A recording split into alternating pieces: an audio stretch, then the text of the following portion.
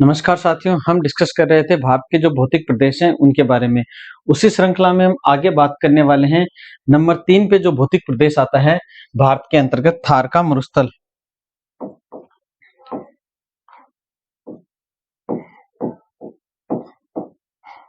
मरुस्थलीय प्रदेश। मरुस्थलीय प्रदेश के बारे में अगर अपन बात करें तो इसका जो विस्तार है वो अपन देखते हैं कि भारत के जो पश्चिमी राज्य हैं उन पश्चिमी राज्यों के अंतर्गत अपने को मिलता है। यानी कि भारत के मानचित्र में अपन देखें तो इसका विस्तार पंजाब, हरियाणा के कुछ भाग, राजस्थान और थोड़ा बहुत क्षेत्र इसका गुजरात का इसके अंतर्गत मिलता है। मोस्ट ऑफ रूप से अगर अपन देखें तो इसका विस्तार है वो राजस्थान में ही सबसे ज्यादा है। इसकी अगर औसत ऊंचाई की बात करते हैं समुद्र तल से, सागर तल से, तो इसकी जो औसत ऊंचाई मिलती है वो 150 मीटर मिलती है इस थार के मरुस्थलीय प्रदेश की। इसका जो ढाल है वो ढाल है दक्षिण और पश्चिम की ओर इसका ढाल है। यानी कि इसके अंतर्गत जो लूनी नदी बहती है वो भी इस प्रकार से बहती है। तो अपन कह सकते हैं कि इस प्रदेश का, इस भौतिक प्रदेश का जो ढाल है वो दक्षिण पश्चिम की ओर है। इसी के साथ इसमें कुछ लवणीय झीलों की उपस्थिति भी मिलती है। और अपन देखते हैं कि जुरासिक काल के अंतर्गत जो जीवाश्म थे उस जीवाश्म के अवशेष भी अपने को जैसलमेर के अंतर्गत मिले हैं। जैसलमेर जैसलमेर में एक जगह है ब्रह्मसर। इस ब्रह्मसर नामक स्थान पर जुरासिक काल के अपने को जीवाश्मों के अवशेष मिले हैं। ब्रह्मसर, इस ब्रह्मसर में अपने को जुरासिक काल के जो अवशेष है जीवाश्मों को वो मिले हैं। ये अपनी बात होगी जो भारत का थार का मरुस्थल था उस थार के मरुस्थल के बारे में। नेक्स्ट जो चौथा भौतिक प्रदेश आता है भारत का वो है प्रायद्वीपीय पठारी प्रदेश।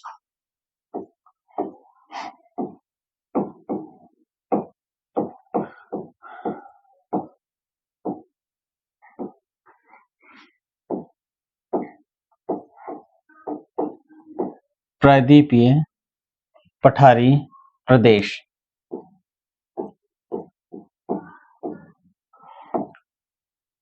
ये जो प्रायद्वीपीय पठारी प्रदेश है ये भारत के अंतर्गत, भारत का जो प्रायद्वीपीय भाग है यानी दक्षिण वाला जो भाग है उस दक्षिण वाले भाग में अपने को पठारी प्रदेश मिलता है। ये जो पठारी प्रदेश है ये मुख्यतः गोंडवाना लैंड का अवशेष माना जाता है।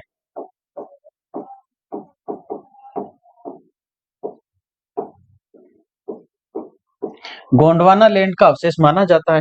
विस्तार की अगर अपन बात करते हैं तो इस प्रायद्वीपीय पठारी प्रदेश का विस्तार है वो 16.5 लाख वर्ग किलोमीटर में फैला हुआ है। 16.5 लाख वर्ग किलोमीटर में फैला हुआ है। यह जो भौतिक प्रदेश है वो भारत का सबसे बड़ा भौतिक प्रदेश है। सबसे बड़ा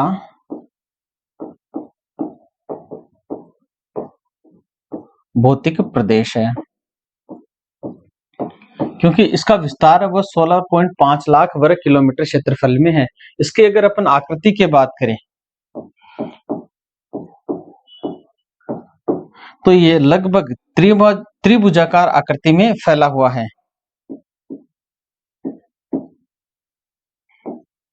इस प्रकार से अपने को मिलता है। सबसे पहले अपन बात करते हैं भारत का जो मानचित्र, उस मानचित्र के अंतर्गत इसके सीमांकन के बारे में विस्तार से चर्चा करते हैं। सीमांकन की अगर अपन बात करें तो इसके उत्तर और पश्चिम में यहां पर अरावली की पहाड़ी मिलती है।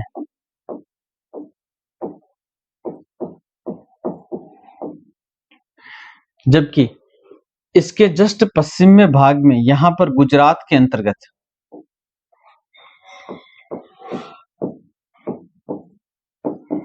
गिर की पहाड़ी मिलती है। गुजरात में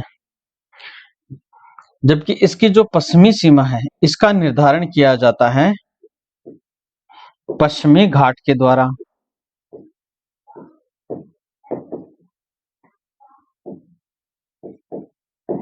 जबकि पूर्वी भाग का निर्धारण किया जाता है पूर्वी घाट की पहाड़ियों के द्वारा इसका निर्धारण किया जाता है।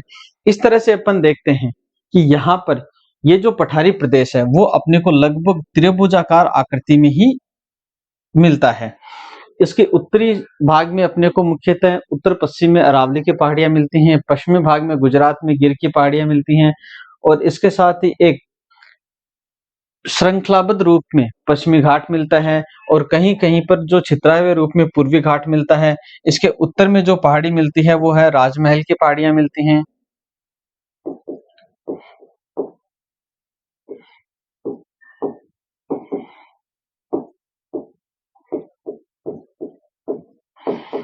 इस तरह से अपन देखते हैं कि इनके बीच में जो पठारी प्रदेश मिलता है उसे अपन भारत का प्रायद्वीपीय पठारी प्रदेश के नाम से जाने जाते हैं। उत्तर पूर्व में इसके साथ ही उत्तर पूर्व में यहाँ पर है मेघालय का पठार।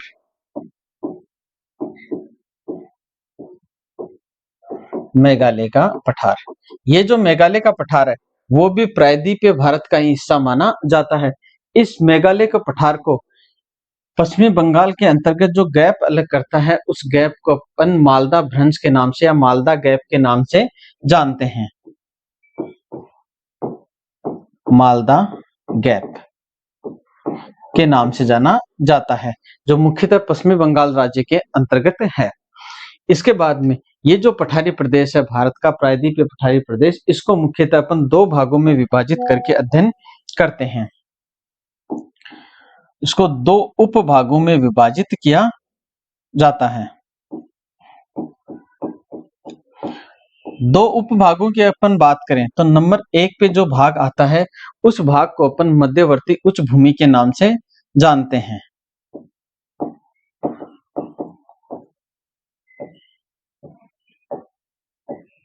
मध्यवर्ती उच्च भूमि। नंबर 2 पे जो प्रदेश आता है उसे दक्कन के पठार के नाम से जाना जाता है।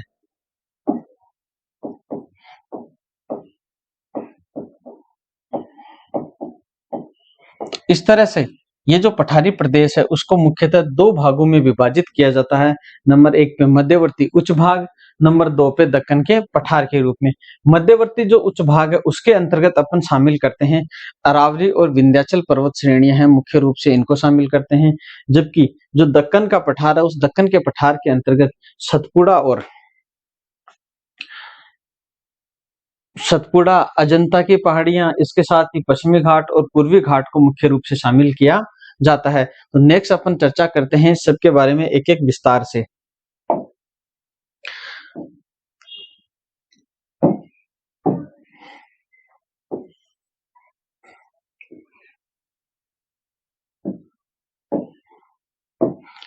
नंबर 1 पे जो आता है अपने सामने वो आता है मध्यवर्ती उच्च भाग।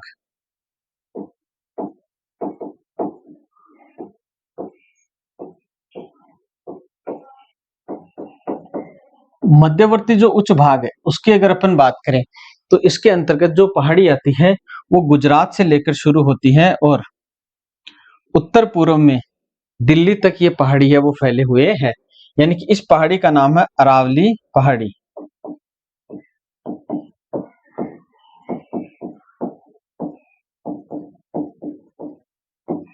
अरावली की पहाड़ियां, ये जो पहाड़ी है वो मुख्य रूप से गुजरात से लेकर दिल्ली तक फैली हुई है।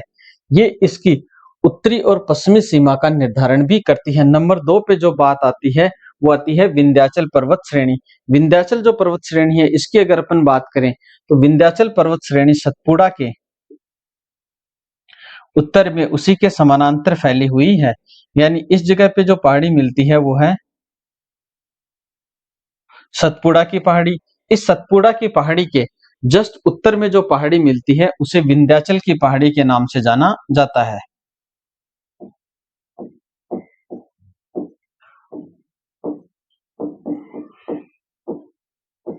विंध्याचल की पहाड़ी।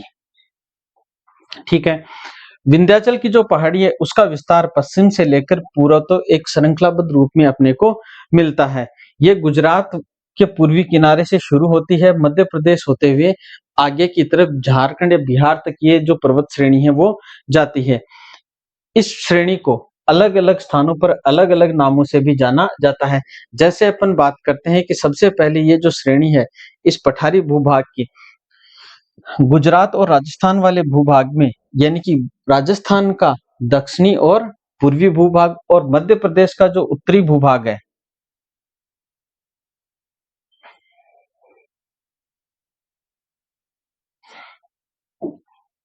इस प्रकार से इसका विस्तार मिलता है। ये वाला जो भाग है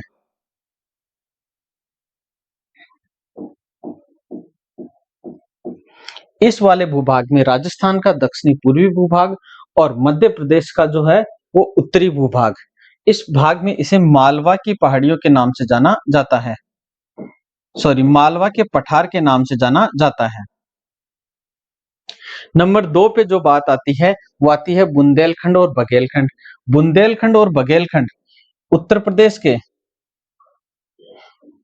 दक्षिणी भाग में और मध्य प्रदेश के उत्तरी भूभाग में इसे बुंदेलखंड और बघेलखंड के नाम से जाना जाता है। बुंदेलखंड व बघेलखंड के नाम से जाना जाता है। इसके बाद में बात करते हैं कि ये जो पर्वत है वो विंध्याचल जो पर्वत है वो सतपुड़ा पर्वत श्रेणी के उत्तर में उसी के समानांतर फैला हुआ है और यहां से एक नदी निकलती है। इस नदी का नाम है अमरकंटक की पहाड़ियों से निकलती है।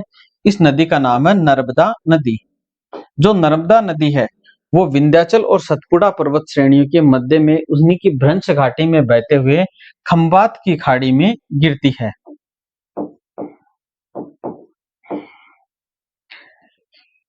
इसके बाद में जस्ट इसके दक्षिण में जो पर्वत श्रेणी आती है उस पर्वत श्रेणी को अपन विंध्याचल और सतपुड़ा के जस्ट दक्षिण में जो पर्वत श्रेणी आती है उस पर्वत श्रेणी को महाराष्ट्र के अंतर्गत स्थित है, उसे मुख्यतः अजंता की पर्वत श्रेणियों के नाम से जाना जाता है। नेक्स्ट अपन बात करेंगे दक्कन के पठार के बारे में। ये छोटी सी चर्चा अपनी हो गई मध्यवर्ती उच्च पठार के बारे में कि जितनी भी जो चीजें पढ़ाई जा रही हैं इन सब के नोट्स हैं वो आपको हमारे ऐप पे मिल जाएंगे। सबकी पीडीएफ मिलेगी आपको, हस्तलिखित जो नोट्स हैं वो आपको प्रोवाइड करवाए जाएंगे। आप हमारा सीकर क्लासेस के नाम से ऐप डाउनलोड कर सकते हैं या फिर आप हमारा टेलीग्राम ग्रुप भी ज्वाइन कर सकते हैं। नेक्स्ट नंबर 2 पे अपन चर्चा कर रहे हैं दक्कन का पठार के बारे में। दक्कन के पठार के बारे में बात करें तो ये जो पठार है वो सतपुड़ा के दक्षिण में फैला हुआ है। पूरा का पूरा सतपुड़ा जो पर्वत है वो एक ब्लॉक पर्वतों की श्रेणी में आता है।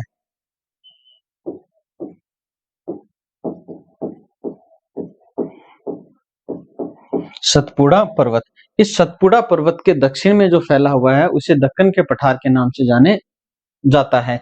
इसकी जो उत्तरी सीमा है वो सतपुड़ा पर्वत के द्वारा निर्धारित की जाती है। इसकी पश्चिमी जो सीमा है वो पश्चिमी घाट के द्वारा निर्धारित की जाती है और पूर्वी सीमा पूर्वी घाट के द्वारा निर्धारित की जाती है। सतपुड़ा पर्वत श्रेणी के जस्ट दक्षिण में एक पर्वत श्रेणी आती है महाराष्ट्र के अंतर्गत जिसे अजंता श्रेणी के नाम से जाना जाता है। सतपुड़ा और अजंता जो श्रेणी है इनके बीच से एक नदी प्रवाहित होती है जो खंबात की खाड़ी में गिरती है। इस नदी का नाम है ताप्ती नदी और यहां पर स्थित है विंध्याचल पर्वत।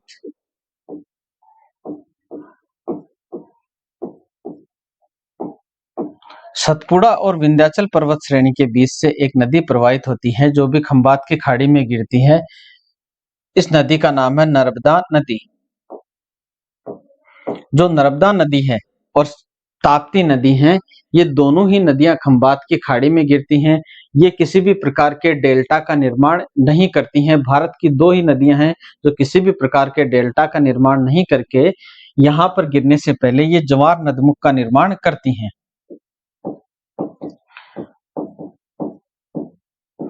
या फिर अपन कह सकते हैं एस्चुरी का निर्माण ये दोनों नदियां करती हैं खंबात की खाड़ी में गिरने से पहले।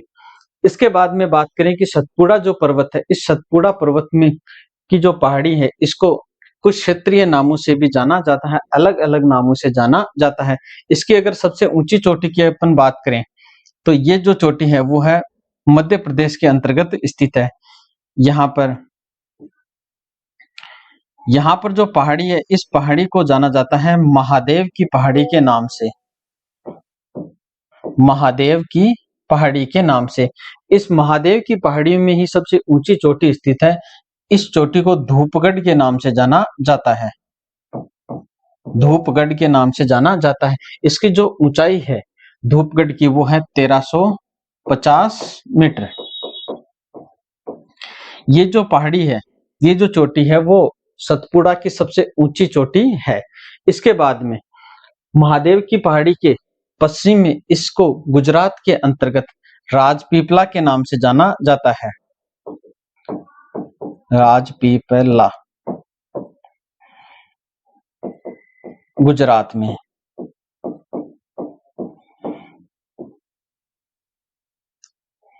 गुजरात में जो पहाड़ी है उसे राजपीपला के नाम से जाना जाता है।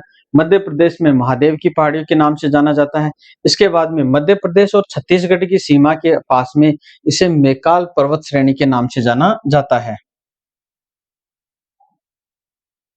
यहाँ पे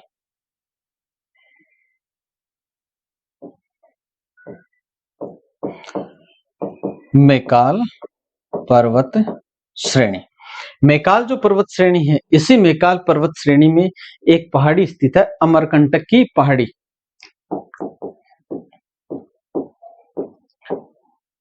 अमरकंटक की पहाड़ी। इसी अमरकंटक की पहाड़ी से जो नदी निकलती है उस नदी का नाम है नर्मदा नदी। ये जो नर्मदा नदी है ये बाकी की पूरी की जो पूरा पठारी प्रदेश है, इसकी नदियां हैं वो सारी की सारी नदियां बंगाल की खाड़ी में जाके गिरती हैं, क्योंकि इसका जो ढाल है वो है दक्षिण और पूर्व की ओर। केवल ये दो नदियां हैं, ताप्ती और नर्मदा नदी, ये दोनों की दोनों नदियां पश्चिम में जाती हैं और अरब सागर में गिरती हैं।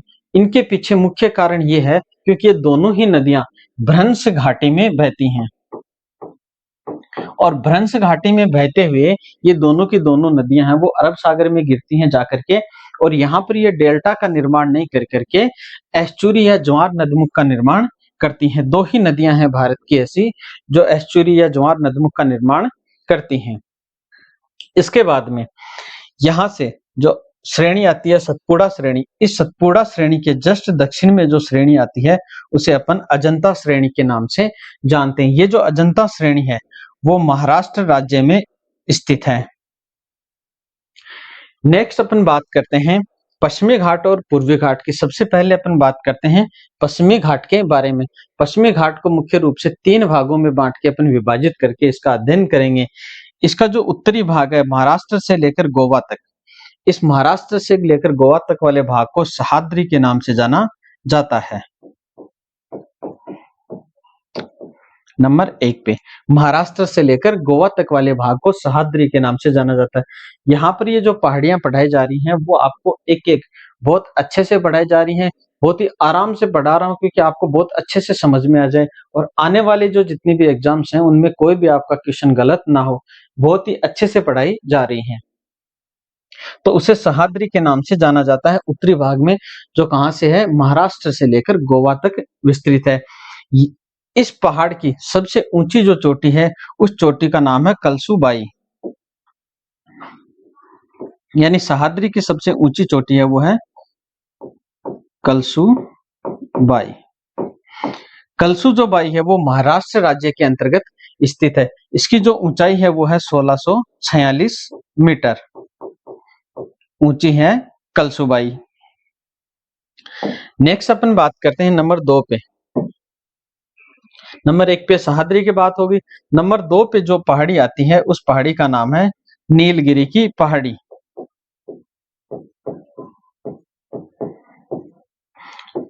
नीलगिरी की जो पहाड़ी है वो ऐसे स्थान पे मिलती हैं जहां पर यहाँ पर पश्चिमी घाट और इस जगह पे पूर्वी घाट की जो दो श्रेणियां हैं वो आपस में मिलती हैं। ये ये दोनों का मिलन है वो तमिलनाडु राज्य के अंतर्गत मुख्य रूप से माना जाता है। और यहीं पर तमिलनाडु राज्य के अंतर्गत ही इस जगह पे ही दक्षिण भारत का सबसे फेमस स्थान है ऊटी स्थित है। ऊटी का नाम आपने बहुत सुना होगा कि दक्षिण भारत का जो पर्यटन स्थल है वो सबसे महत्वपूर्ण पर्यटन स्थल माना जाता है ऊटी, वो यहीं पर स्थित है तमिलनाडु राज्य के अंतर्गत। जो नीलगिरी की पहाड़ी है इस नीलगिरी की पहाड़ी की सबसे ऊंची चोटी है उस ऊंची चोटी का नाम है दोदा बेटा। ये जो दोदा बेटा है इसकी अगर ऊंचाई की बात करें तो इसकी ऊंचाई है 2637 मीटर, जो नीलगिरी की पहाड़ियों में ही स्थित है। नीलगिरी की पहाड़ी की सबसे ऊंची चोटी है वो है दोदा बेटा। दोदा बेटा है वो दक्षिण भारत की दूसरी सबसे ऊंची चोटी है। तो सबसे पहली ऊंची चोटी कौन सी होगी उसकी अपन आगे चर्चा करेंगे। नीलगिरी से दक्षिण में जब चलते हैं अपन इस ओर तो यहाँ पर एक पहाड़ी मिलती है, उस पहाड़ी का नाम है नंबर 3 पे अन्नामलाई की पहाड़ी।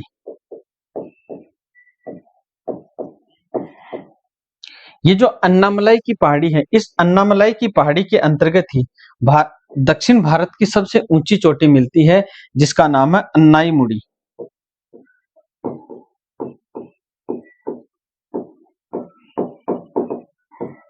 अन्नाईमुड़ी है, इस अन्नाईमुड़ी की ऊंचाई है 2695 मीटर। तो इस प्रकार से अपन देखते हैं कि दक्षिण भारत की सबसे ऊंची चोटी है वो है अन्नाईमुड़ी है और दूसरी सबसे ऊंची चोटी है वो है दोदा बेटा जिसकी ऊंचाई 2637 मीटर है। और उत्तर के अंतर्गत पश्चिमी घाट की सबसे ऊंची जो चोटी है वो चोटी है कलसुबाई जो सह्याद्री के अंतर्गत स्थित है जिसकी ऊंचाई है 1646 मीटर।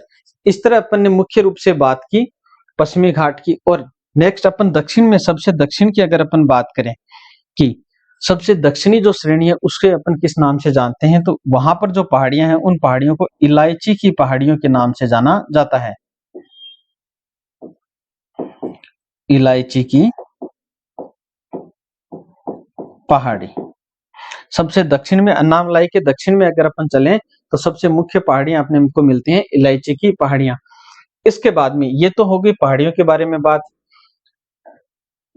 पहाड़ियों के बाद अपन देखते हैं कि यहाँ पर कुछ दर्रे भी अपने को मिलते हैं पश्चिमी घाट के अंतर्गत। जो दर्रे मुख्यतः अपने को मिलते हैं वो 4 दर्रे अपने को देखने को मिलते हैं। उन 4 दर्रों की अगर अपन बात करें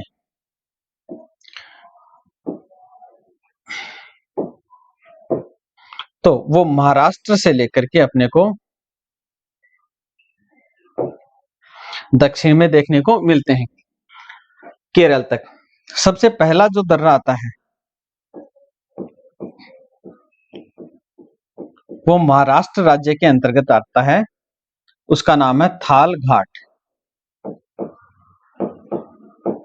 थाल घाट दर्रा, ये जो थाल घाट दर्रा है ये दर्रा मुंबई को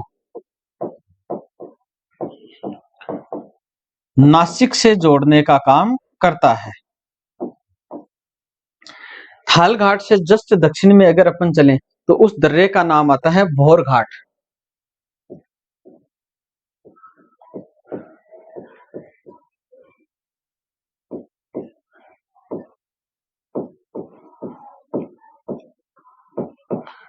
भोर घाट, भोर घाट जो दर्रा है वो मुंबई को पुणे से जोड़ने का काम करता है।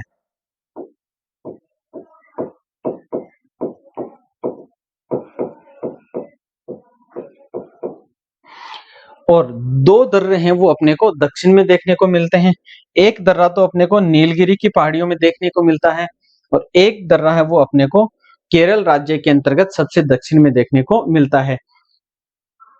जो नीलगिरी की पहाड़ियों में जो दर्रा देखने को मिलता है उस दर्रे का नाम है पाल घाट। ठीक है। सबसे जो दक्षिण का दर्रा है उस दर्रे का नाम है सेनकोट दर्रा।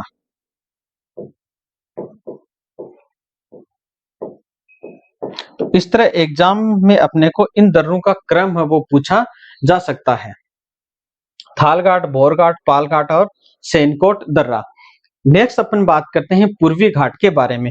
पूर्वी घाट के बारे में अगर अपन बात करें तो अपने को तमिलनाडु के अंतर्गत तीन श्रेणियां समानांतर रूप से देखने को मिलती हैं।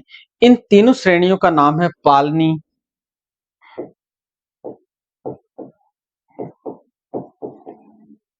दूसरी जो पहाड़ी आती है वो है शिवराय,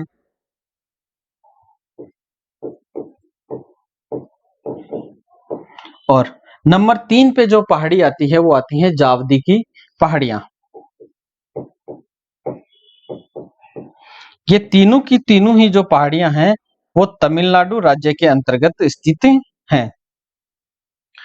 नेक्स्ट जो पहाड़ी आती है तमिलनाडु के बाद में आंध्र प्रदेश के अंतर्गत। आंध्र प्रदेश के अंतर्गत भी अपने को मुख्य रूप से 3 पहाड़ियां क्रमशः देखने को मिलती हैं। इन तीनों पहाड़ियों के नाम हैं वेलिकोंडा, पालकोंडा और नल्लामलाई। नंबर 1 पे आती है वेलकोंडा, नंबर 2 की है पालकोंडा,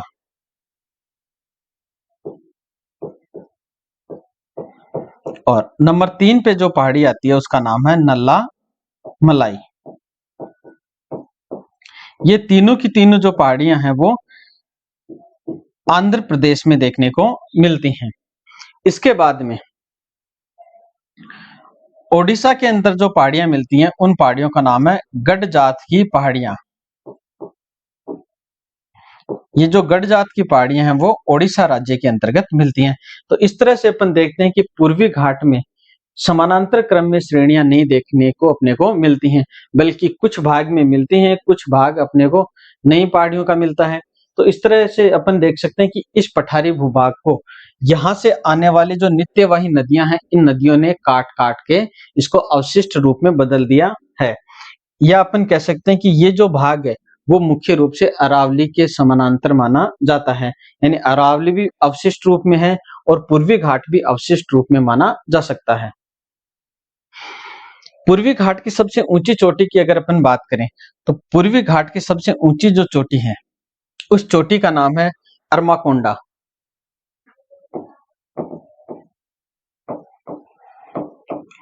अरमाकोंडा, ये जो अरमाकोंडा चोटी है ये आंध्र प्रदेश के अंतर्गत स्थित है। इसकी ऊंचाई की अगर अपन बात करें तो इसकी ऊंचाई है 1680 मीटर। दूसरी सबसे ऊंची चोटी की बात करें पूर्वी घाट की तो उसका नाम है महेंद्रगिरी। महेंद्रगिरी, महेंद्रगिरी है, इसकी जो ऊंचाई है 1501 मीटर।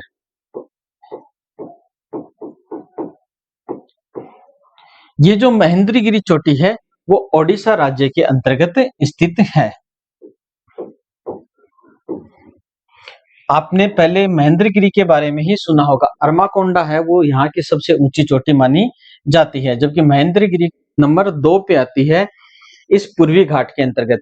अरमाकोंडा है वो आंध्र प्रदेश राज्य के अंतर्गत है जिसकी ऊंचाई है 1680 मीटर है। तो इस तरह से अपन देखते हैं कि यहाँ पर कुछ पहाड़ियां हैं वो अपने को मिलती हैं। नेक्स्ट अपन बात करने वाले हैं जो पठारी भूभाग है, उस पठारी भूभाग के अंतर्गत कुछ मुख्य पठार अपने को देखने को मिलते हैं या कुछ पठारी खंड के उपभाग अपने को देखने को मिलते हैं। उन पठारी खंडों के उपभागों की अपन यहाँ पे एक छोटी सी चर्चा करने वाले हैं, उसके बाद आज का सेशन है वो समाप्त हो जाएगा।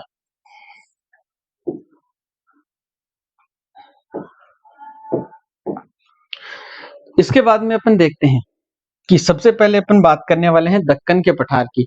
ये जो पठार है वो मुख्य रूप से अपन ने देखा था कि जो गोंडवाना लैंड है उस गोंडवाना लैंड का हिस्सा माना जाता है। दक्कन का जो पठार है वो अपने को नंबर 1 पे यहाँ पे मिलता है। यानी कि जिसके अंतर्गत अपन देखते हैं मुख्य रूप से महाराष्ट्र जो राज्य है उसके अंतर्गत मिलता है। इसके साथ ही गुजरात का कुछ भाग आता है और मध्य प्रदेश का कुछ भाग भी इसके अंतर्गत आता है।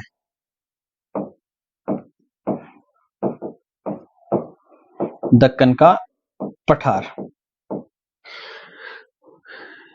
ये जो पठार है इसके निर्माण की अगर अपन बात करें तो इसका निर्माण है वो क्रिटेशियस काल में हुआ था। क्रिटेशियस काल में ज्वालामुखी के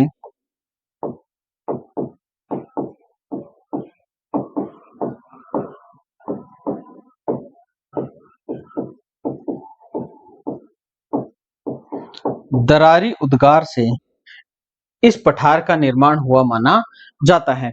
इसके साथ ही यहाँ पर जो मिलने वाली मिट्टी की अगर अपन बात करें तो बहुत ही महीन कणों वाली काली मिट्टी है वो अपने को दक्कन के पठार के अंतर्गत मिलती है। तो इस तरह से अपन देखते हैं कि इस पठार का निर्माण है वो क्रिटेशियस काल में ज्वालामुखी के दरारी उद्गार के कारण से हुआ था। नेक्स्ट नंबर 2 पे अगर अपन बात करें तो वो आता है कर्नाटक राज्य का पठार।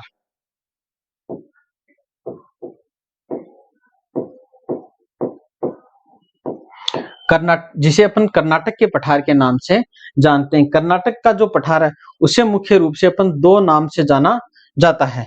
इसके 2 हिस्से माने जाते हैं। इसका जो पश्चिमी हिस्सा है इस पश्चिमी हिस्से को मलनाड के नाम से जाना जाता है, मलनाड। जबकि ये जो पूर्व वाला हिस्सा है इस पूर्व वाले हिस्से को मैदान के नाम से जाना जाता है।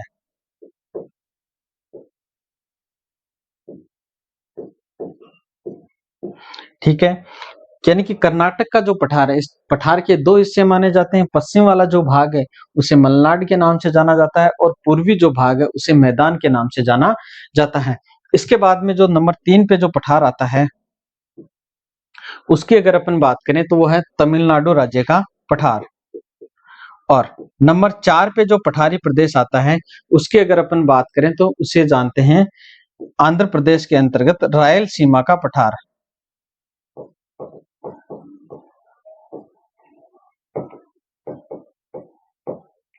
रायलसीमा का पठार। नंबर 5 पे जो पठार आता है वो आता है तेलंगाना का पठार।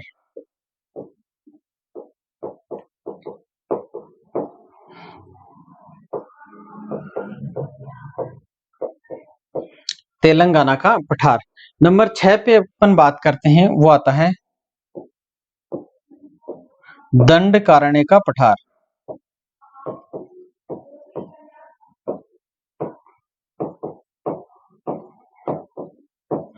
जो दंडकारण्य का पठार है इसकी अगर अपन बात करें तो ये जो पठार है वो मुख्यतः ओडिशा और छत्तीसगढ़ राज्य के अंतर्गत आता है।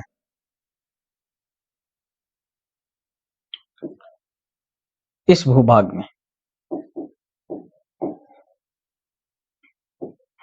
ओडिशा व छत्तीसगढ़ राज्य के अंतर्गत आता है दंडकारण्य का पठार। दंडकारण्य के पठार के बाद में अपन बात करते हैं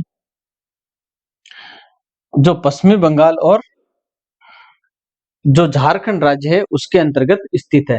नंबर 7 पे इस पठार का नाम है छोटा नागपुर का पठार।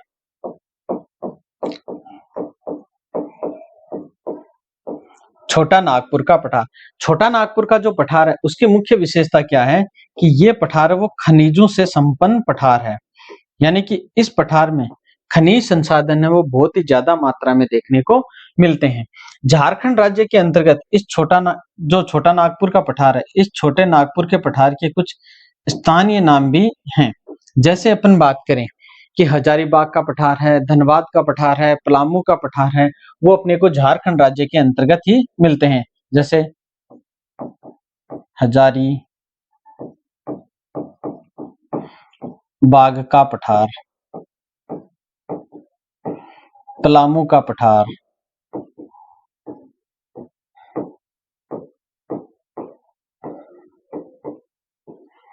धनबाद का पठार,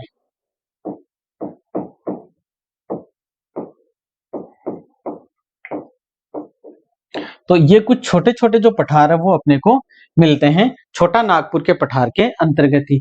नेक्स्ट और लास्ट चर्चा अपन करने वाले हैं उत्तर पूर्व में स्थित एक पठारी प्रदेश है जो नंबर 8 पे आता है, जिसे अपन मेघालय के पठार के नाम से जानते हैं।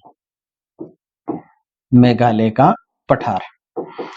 इस मेघालय के पठार को दक्कन के पठार से जो अलग करने वाली चीज है वो है पश्चिमी बंगाल के अंतर्गत ही स्थित है। इसे अपन मालदा भ्रंश या मालदा गैप के नाम से जानते हैं। मालदा गैप। ये जो मालदा गैप है वो एक खाई थी। इस खाई को नदियों के द्वारा पाट दिया गया है, वर्तमान में भर दिया गया है, तो वर्तमान में इसको मालदा गैप के नाम से जाना जाता है।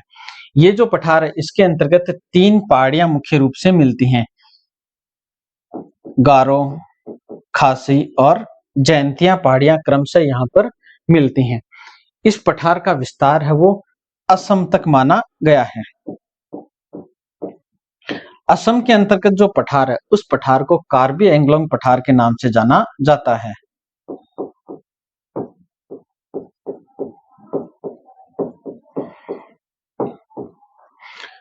ठीक है, ये बहुत ही ज्यादा इंपॉर्टेंट है। एग्जाम में बहुत बार पूछा जाता है कि असम के पठार को किस नाम से जाना जाता है। ये आज की चर्चा हुई भारत का जो तीसरा भौतिक प्रदेश है थार का मरुस्थलीय प्रदेश और चौथा भौतिक प्रदेश है वो पठारी प्रदेश, उसके प्रायद्वीपीय पठारी प्रदेश के बारे में अपन ने चर्चा की है। नेक्स्ट करते हैं अगले क्लास में।